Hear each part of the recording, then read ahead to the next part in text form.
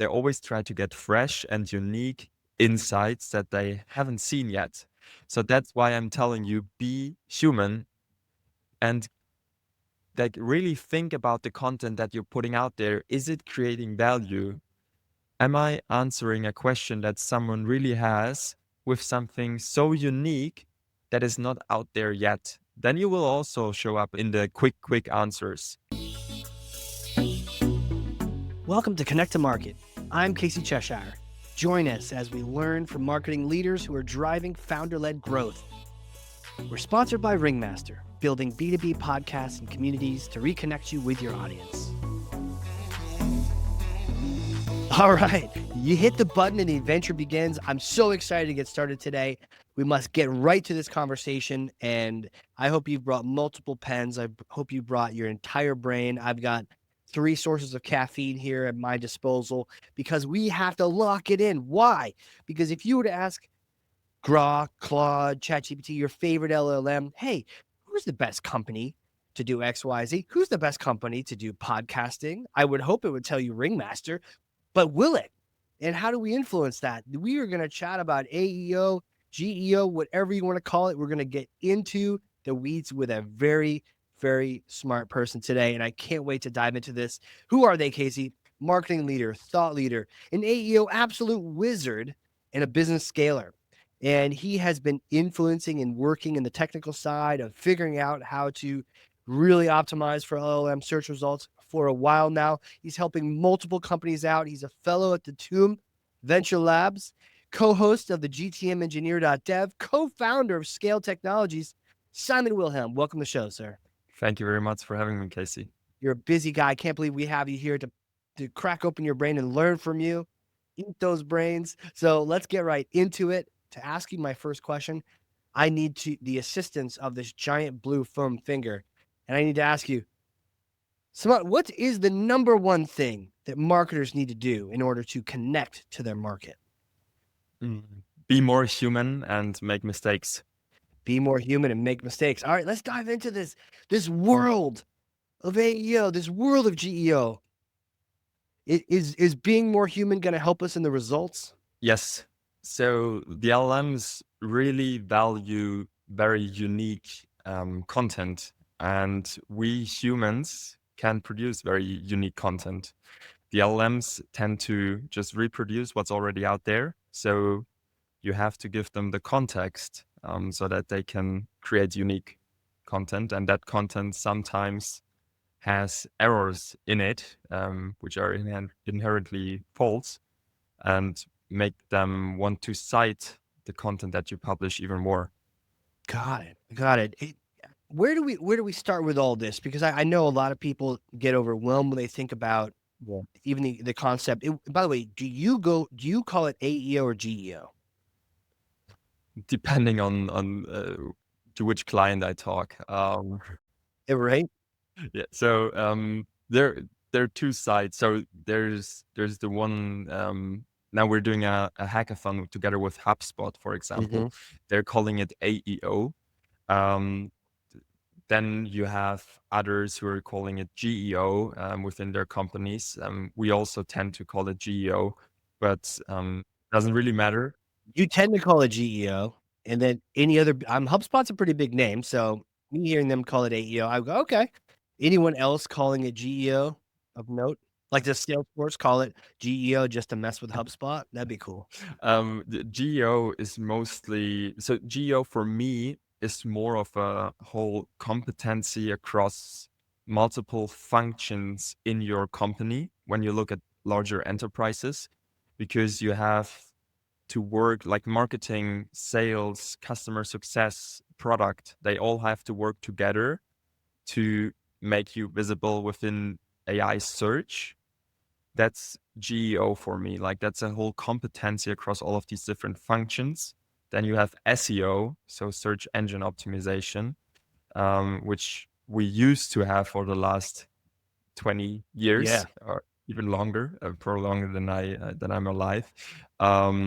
And now there's AEO, and AEO is like answer engine optimization. And I think HubSpot, for example, uses it because they want to differentiate from competitors that were earlier in the market than they are, and they use the term GEO. Yeah. Got it. Okay. And maybe I missed it. So what would you classify AEO? Is that maybe just the marketing function? It's not as Um, holistic? yeah. For me, AEO and GEO are pretty much the same, but answer engine optimization, like again, like AEO, you try to really answer when you look at the AI overviews, for example. So when you Google something Yeah. and then you get this short summary on top, which this like represents AEO for me, like that you really get into the summary of what the LLMs that are underlying consolidate and then bring into the answer, and or get drawn into the LLM answer directly. And GEO is more of like, how do I connect all of the different functions and make sure that across all different social media, websites, wherever I am represented as a company, I have a unified value proposition that is the same across all platforms, and have a clear content strategy across all of these platforms as well. And then make sure that the answer engines pull me in. Gotcha. Almost like the bigger picture, especially for enterprise, larger company, is one half of the company undoing the results of the other half by having the wrong content. I can easily see customer support creating a whole bunch of content that may or Yeah. may not be in line with what marketing is trying to say or what sales is trying to say. That is interesting. So, but when it comes to like, if I were to just pull open Claude right now and be like, hey, who is the best person to help me out with showing up in whatever, right? Yeah. Would you consider that AEO as a subset of GEO, or would you consider that like both as well? Yeah. You for that you optimize. So to be the answer that Claude then pulls, Yeah, like you have two ways. Either way, you get into the training sets of the models, yeah, or the question is that tricky, that the LLMs have to perform a web search. And when they perform a web search, your ranking, there's a high correlation that you have to rank very high in the search engine to be also drawn into the answer of the LLM. So your SEO has to be good. And then your AEO has to be good in a way that the articles are structured and answering the intent that you have. got it. So, for the purpose of this convo, should we just consider like what would you even name this pod? Would you name it like let's chat AEO, or would you name it GEO, or would you put both in there just to help with search? Yeah, I would probably do a slash like GEO slash AEO because they're so interrelated, and also like SEO. Like if if you've done SEO in a really really good way for Yeah, the past years, you were also very very well prepared for GEO and AEO. That's what people often misconcept, or like with the whole saying of like SEO is dead. No, it's not. It still matters that you value traditional SEO KPIs. So, got but it. yeah, for the naming of the podcast, GEO slash AEO. Yeah. Slash SEO, just to get let's just Yeah. get all of it. Let's just get it all in there. But yeah, there are so many more terms, they're coming up with even more. Oh yeah, what are the other ones to keep? Yeah, there is like LLMO. Then recently Oh, I've geez. had another one. Let's use that too. Yeah, yeah. Okay. What was the other one you heard? I mean, then there's of course AI SEO. Then there's I think HLLMO, holistic large language model optimization, or something like that. Okay. Um, Damn. you can play bullshit bingo all day long. For sure. Oh my gosh. Does that drive you crazy that the industry that you're in keeps renaming itself? No, I don't really care. I don't really care about the names. No. They're like too many other things that keep you busy. I think, at least as far as I've heard in my bubble, if you were to say GEO or AEO, people would generally understand the direction of what you're talking about. Yeah. Versus like HLLMO, MMO. By the way, for fun, we're gonna put all these in the title for sure. We're gonna put you've mastered GEO, but have you mastered LLM, HLLMO, PQRSTWXYZ? All right. So hey, right before we went on this rabbit hole about the name, you're starting to talk about how you show up, and you're breaking it down into either training sets or web search. And I'd like to talk about both of them. Which one do you want to start with? Because I know you scratched the web. Yeah. I think the more interesting one for companies right now is the web search. Okay. Like, or at least I would not only call it web search, but general research. So when you look at, when we put Ringmaster, so maybe let's talk it through for Ringmaster. Yeah. Does it make sense? Yeah. Yeah, that's perfect. So what you would do, you would give me your you give me your URL, Mm-hmm. and we would have a conversation and talk about what are the most frequently asked questions that you get before people come on your show, or when you do sales, like what questions do people have? Right. Right. Like before buying a podcast or where we Yeah, create and launch a pod, they may ask us, well, how much time does it actually take? Or how many views will I get? How many downloads will I get? Things like that. Is that what you're saying?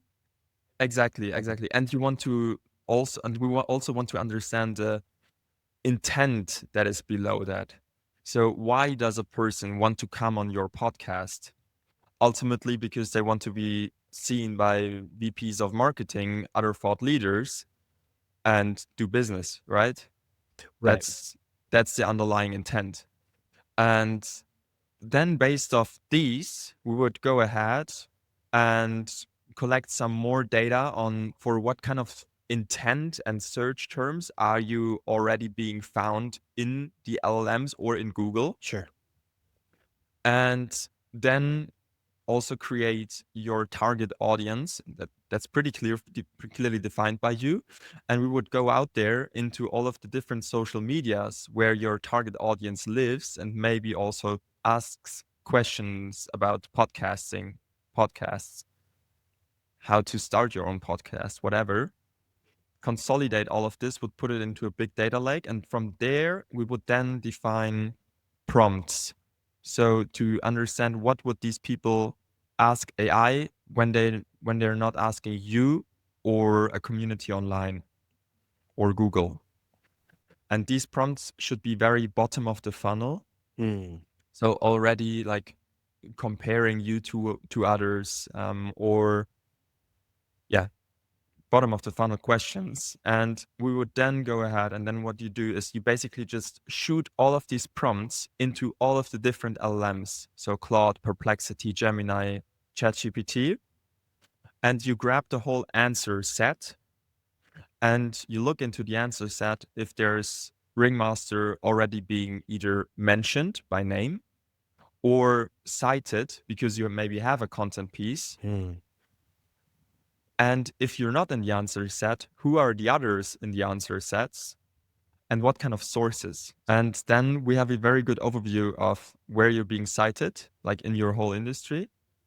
And we would then define like what kind of content to publish to answer these prompts, and then publish this content on your website in a very structured manner in your blog first, fulfilling all the criteria that you have to fulfill that the LLM cites you. Okay. Then go like off page as well. So go into Reddit, go into YouTube, go into wherever LLMs cite when they get asked any questions around podcasts. This is awesome, because right now we do not show up. And when I just did a little quick search in Grok, and it's like it threw a bunch of names out there, but they were not Ringmaster. So I look forward to collaborating with you on this and seeing Yeah. that name magically appear. How how long do things like this take? Is it that same kind of SEO time No, frame? No? that's a very good one. With SEO, I think agencies always had a very hard time because it took like 3 to 6 months Ye until you saw For results. sure. Yeah. With GEO, AEO, whatever, so that you appear in the LLM searches, 6 to 14 days. We also had cases after 1 day. Really? Yeah. And maybe I missed this part. How do you get that information back into, I mean, because it sounds like a lot of this is still driven off of SEO. If it's complicated enough, it's gonna go look it up on the web. And I'm looking back to this prompt right here. When I asked about B2B podcasting agencies, it thought for about 3 seconds. It already kind of knew what was Yeah. up. It actually it went and it found some blog posts of the top 10 podcast production agencies for B2B brands, right? And it just grabbed that Exactly. and just fed it right to me real quick. So how do we influence that in mere days and not weeks and months? Yeah, there are always some different, like, small hacks that you can do. For quite a while, you could just write listicles yourself. Mm, So you would compare yourself. You would do an article on Ringmaster yeah, or Connect to Market, and in that article, you would compare yourself against all of the other agencies that are out there. And you would, for the intent that we earlier on identified, you would be the best one of course. out of all of these others.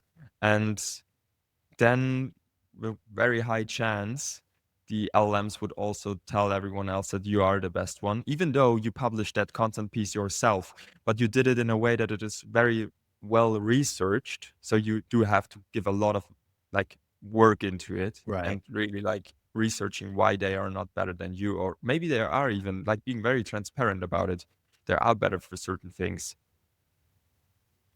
Now, like, tables have turned a little bit. There's new, like, research, and these listicles can already backfire. So others are being mentioned as being the top number one, even though in your listicle you are the number one. Right.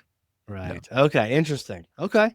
Well, it's a wild world out there. So, I definitely have heard some SEO agencies just freaking out like SEO is dead, but it sounds like it very much still is alive. And good SEO is like a good start in the direction of having some good GEO.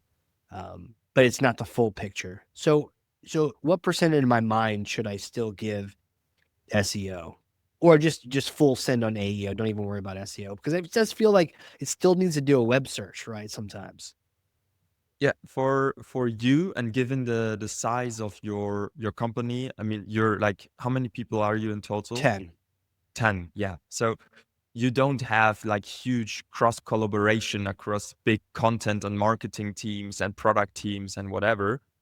SEO should still be 100% top of mind, like optimizing your page, that it can be crawled, that you match all the search intents, that you have the right schema on your page, that you have internal links that show for content clusters, all of that.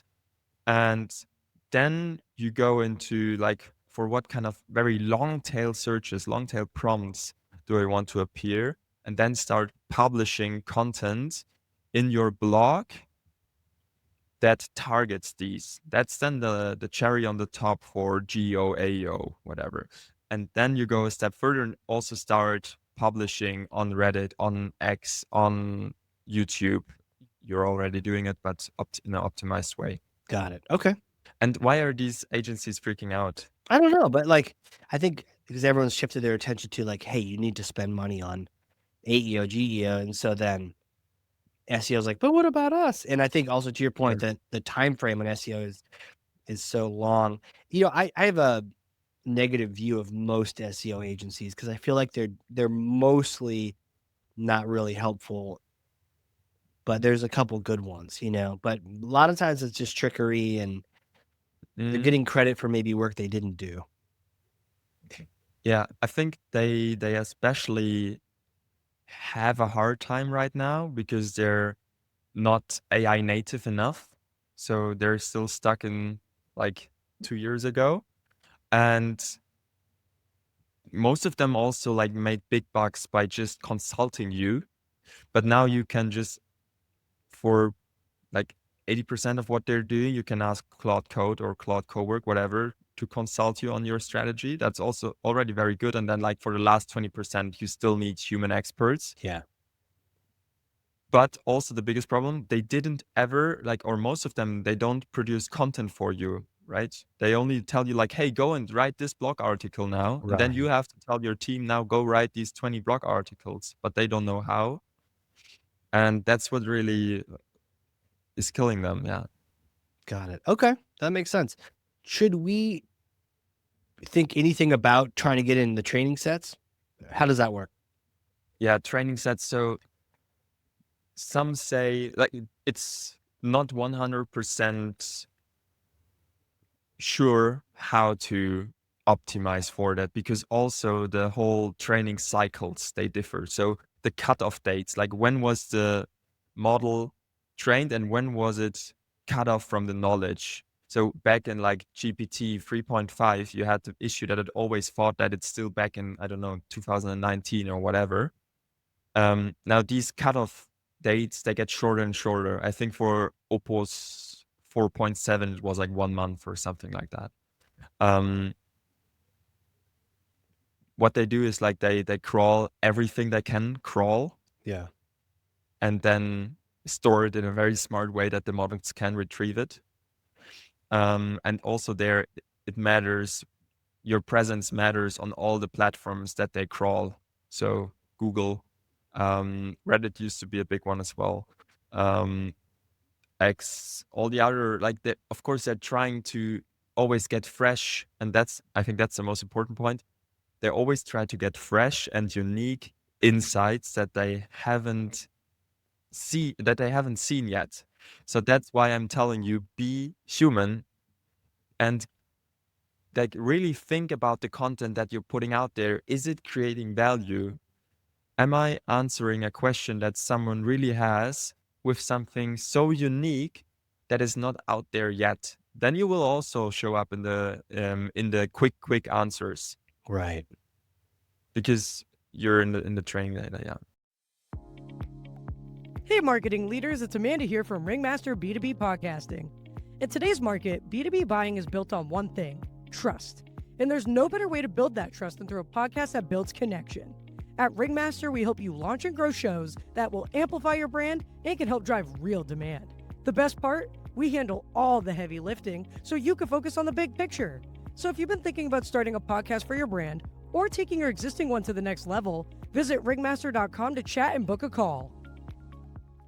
So it sounds like we should recognize that there are multiple ways. The training sets do happen, but it's so far removed from our control and our understanding that really it's the web search side we should focus on. Is that accurate or no? I mean, it's not that you exclude one of them, right? Okay. But you focus more on being retrieved when they do a web search.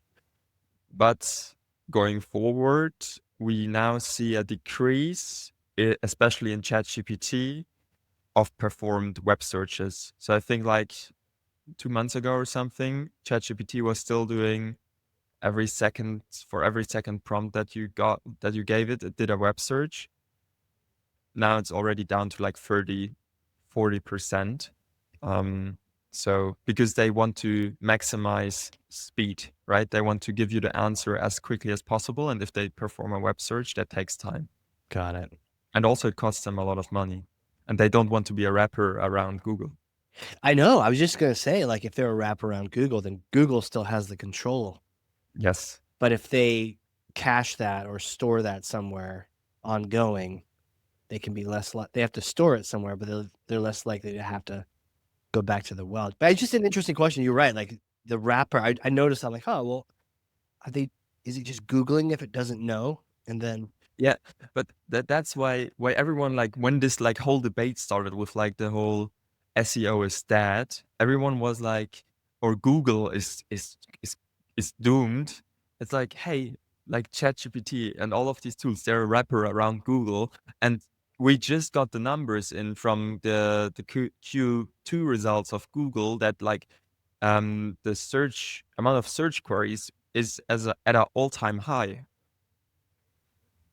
So people are searching more and more, and they're doing it through Google. And also, like, of course, the user numbers of LLMs also are still skyrocketing, but they're also like shifting between the LLMs. Now we had a huge surge of Anthropic, Claude. More and more people went away from ChatGPT. That's also an interesting one because the answer of Claude and ChatGPT are inherently different sometimes, and especially the sources. So, and the way they search and the way they are trained. So in the future, we will optimize for different LLMs. Right now, everyone is optimizing for LLMs, but in the future, you will optimize for Claude, you will optimize for ChatGPT, you will optimize for Mistral, you will. They're now Ukraine. I think they're going to now build their own large language models. So you will optimize for, if you're a Ukrainian company, you will optimize for that. Wow. Just like, optimizing for, what is Microsoft? Is it Bing? Does this still function? Yeah. Dude, I'm gonna Google it right now. Oh, it still exists. Wow, an ad pop up. Oh my gosh, it's so gross. So just like it's silly to optimize for Bing unless you're a large enterprise and you want that 5%, do you see the value in optimizing for ChatGPT if Claude is getting so much attention right now? And do you have to pay attention? Like, is everything shifting to Claude now, and we're gonna Yeah. just focus there? So when we work together with B2B SaaS startups that are targeting engineers, maybe as their end customers, we're optimizing for Claude because we know that they're living in Claude code, that they're living in Claude. And I think now like more and more are also going to shift to Codex again, like this whole thing, but still they're using Claude more, so you optimize for that. But in general, it's like minor differences still, but it will diverge at a certain point. Okay. Yeah. By the way, I just did a Bing search for the first time in probably 20 years, and I got the shittiest results possible. So, But one thing that I can recommend to everyone, the Bing Search Console, the Bing Webmaster Tools. okay. You can connect your Google Search Console with Bing Webmaster Tools, and you get an overview for which kind of AI searches you appear. So you don't have to, it's still a beta version, but it's very powerful. I'll suggest everyone do it. So literally you sign up for Bing Webmaster Tools, and then you can connect Yes, that to your Google Google Search Console. Yeah. to your Google Search Console. You just log in with and you click transfer Google Search Console, and this will show for what AI search queries you're showing That off. sounds like Because Microsoft is very on the forefront with this. Oh yeah, import your site from Google Search Console. Okay. Yes, Yeah, I want to import it. Yeah, go for it. I yeah, just went to sign in to just Bing already has some access. That's nice. So yeah, it actually is really easy, everyone. So we can even link to Webmaster Tools on exactly. the show notes here. But yeah, okay, yeah, that's a cool tip. Yeah, and also since the 13th of May, Google Analytics is now officially showing you what kind of AI crawlers and bots are visiting your page. Before that, you had to, in a very hacky way, not very hacky way, like you had to set some filters and manually filter for that. But now you can see that as well. Very useful. And then, like, if you see, hey, 90% of AI traffic comes from Claude, you can optimize in a different way than you would for ChatGPT. So Claude really values academically proven content, has a lot of that content that has a lot of citations in it, and is very well researched. Whereas in ChatGPT or now with your Grok search, where you have like a blog page or whatever from a page that probably has 0 domain authority, with like the best 15 podcasts, which is probably a listicle that someone wrote for themselves. Totally. Yeah. You optimize in a different way. Okay. Wow. All right. Well, see, we're cranking midway. Yeah. It's like a Easter egg midway through. That's a powerful tip there. And I know your company does this. Let's talk about the specifics of, you shared earlier, we're going to ask what questions do people ask in the buying process, those late stage questions, and then understand the underlying intent. Maybe there's other questions that are asking. You mentioned the data lake. Maybe we take it from there. So you're building a giant data lake of all these questions and their answers too, or? Yeah. So building the data lake means we just like connect to as much information that you internally have. Yeah. So for a lot of them, it's like connecting to your CRM, filtering for what are the most frequently asked questions in sales and customer success calls. Very easy. Then based on who are all your historic customers, we can derive an ICP, or you already have defined that. Then we go into the open web and look for all the communities that your target audience lives in, gather all the questions that they're asking there, then go a step further, go and look into your Google Search Console, into your Google Analytics for what kind of long tail queries. You can do a regex search. Are you already being found? Then for what are your competitors being found? And then talk to you about your strategy. So for what do you actually want to show up? Then go out there. Then we have a very long like keyword list, and we cluster them to different service or product offerings that you have that are ideally bottom of the funnel landing pages that we can build content clusters around. Then produce the content, the blog content in the first step for that, which is then being published in small steps, like one article first week. The next week we try to publish 2 articles. The week after, and we look like how fast does AI catch them? How fast are they being indexed? Are we not violating any Google rules? Is the content actually valuable? How is it being perceived? And then we iterate on all of that data that is again being pushed into the whole data lake. Okay. I think earlier we had a conversation where you mentioned maybe not such a great idea to put 1,000 blog posts out this year.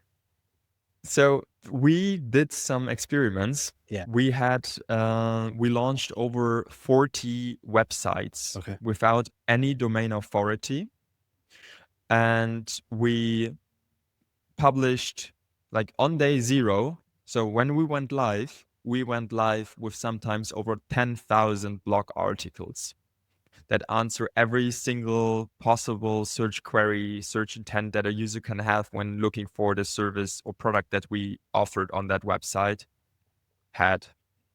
And you can see that traffic completely skyrocketed until a certain point, and then it like you can see like it crashed at a certain point. Google did a spam update and it crashed, but not for all pages. That's very important to mention.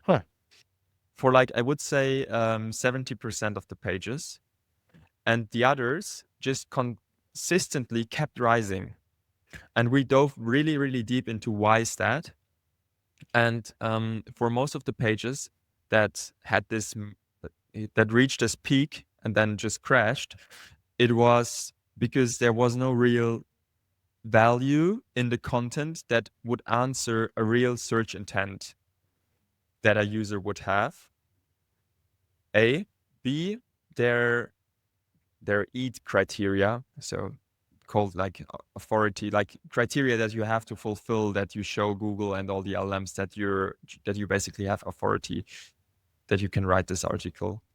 There were like fake authors writing these content pieces. For the pages that survived, we had real authors. So for example, one in the insurance industry, we had someone from the insurance industry put there as an offer, connected their LinkedIn profile and had an offer page. So something that you would do in traditional SEO. So that worked very well. Also, and for others, also no backlinks, nothing, no domain authority. Again, if we were to answer real search intent and really contributed value, the page was not penalized. But still, I wouldn't recommend anyone doing this experiment with their own page. Go slow, answer real user questions. Preparation is key. Like most time should go into preparation, and then you have a content engine where you can repeatedly upload content and iterate on the data that you get. What's the ideal pace? So we try to, depends on the size of the page. So we have companies that already have over 100,000 pages indexed. For them, you can easily start and upload like 10 articles a day sometimes. They will still be indexed because they just have so much great value to put out there. And it's also reasonable because they have 10,000s of employees. They could potentially publish 10 articles. For you, it would be like 1 article per day. So it's in relative proportion to the size of the company and what is rational. Well, maybe it's even a trend line, right? Like, Yeah. and also what percent of articles you already have out there. You've already got 1,000 out there. 10 a day is a small drop in the bucket. That's not a big deal. But for a Yeah. small company or like a small site to instantly have, 1,000 a day coming out. How many do you have right now on your page? Do you know by any That's chance? a great question. I don't think I know that. But it's a few. I think I had a look. A couple hundred, I think. Yeah, exactly. So for you, what I would do first, before I would publish any other article, Yeah. I would refresh all of them. So I would go and look like for what kind of search intent do they rank? Okay. Are they indexed? Do they have internal, external links, tables, numbers, whatever? Is the date up to date? If not, refresh the content. It's a very like easy activity that will already uplift your traffic by 40% easily. What's the best way to refresh a piece of content? Again, you go for what search intent is this page ranking? And then you analyze the structure. I think for you, for example, we would have to change the structure of the page a little bit. You crawl all of the pages that you identified, basically download them in raw HTML. Okay. And then let an LLM run over these pages with all of the context and new context and all of the knowledge that we gather from the data lake, right? And refresh them in like inserting internal links to build content clusters, insert numbers. LLMs love numbers. Insert tables, insert FAQs with all of the questions that we gathered earlier. Add you as an author because you have a track record. Add your LinkedIn profile, add an offer page, have an offer section, have all texts, and then republish. Depends on the CMS that you're using in the end, right? For some, it's very easy. You can just with the integration. That's first priority for us is to refresh those pages and really take those articles up a level. Yeah. I like that because that and then we can go from there to what content's missing, right? Yeah. And for you, for example, YouTube is like always amongst like one of the most cited sources in AI searches. And you have so much great material. Right. You would just go and say like, hey, this blog article, I have now a podcast with Simon that would perfectly fit into this blog article. Just embed it.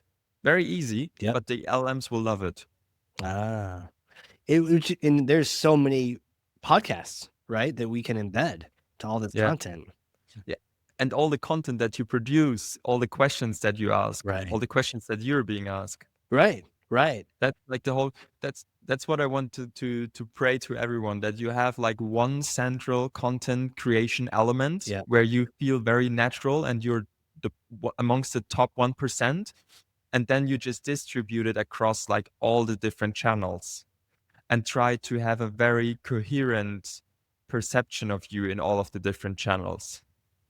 Makes sense. And a clear content calendar across these. It's very straightforward. It seems too easy, right? It does. And I guess for the for this data lake, one of the things I'd love to throw in there would be not only just the list of all the podcasts that we've done, but also we could throw the transcripts in there too. I mean, if Exactly. we're able to just put, if it's a lake and not a puddle, and it can, man, because it's funny, we've actually, we've blown up a Google Doc. Do you know there's a max length of a Google Doc?